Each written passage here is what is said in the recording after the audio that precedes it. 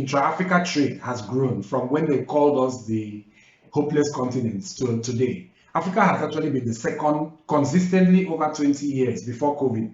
We were the second fastest growing continent in the world after Asia, after Southeast Asia.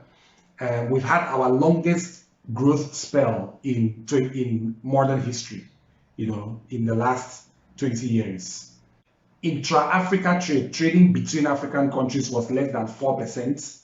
It's grown to about 15%, and with the Africa Free Trade Agreement, they expect it to go to over 50%.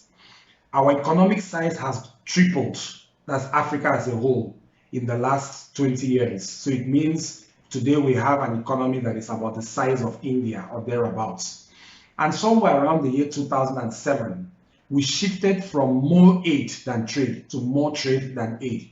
Today, the volume of our intra-Africa trade exceeds $100 billion a year, and it could grow up to $400 billion by 2030.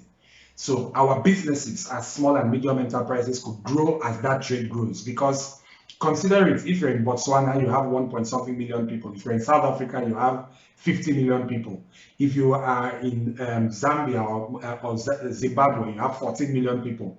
If intra-Africa trade grows, your market grows from those numbers to 1 billion people. You could be selling to 1 billion people from wherever you are. That is the vision behind intra-Africa trade. Now, many factors have contributed to this growth, and it includes democracy increasing. There was a time when hardly any African country was democratic. But recently, last year alone, you had 19 or 20 elections, change of governments, different levels of democratic development, but there was a time when that hardly happened. There were despots everywhere. Policies have been changing, foreign trade policies have been growing. Then technology and telecoms have been a very big one. So for instance, let me give you an example. In the year 1995, there were more telephone lines in New York than in the entire Africa from Cape Town to Cairo put together. In the year 2020, there are more telephone lines in Africa than the entire North America. We have 750 million telephone lines. There are 400 million in North America. So think about that kind of leap in 20 years. In the year 2005, there were less than 10 million internet users in the entire African continent.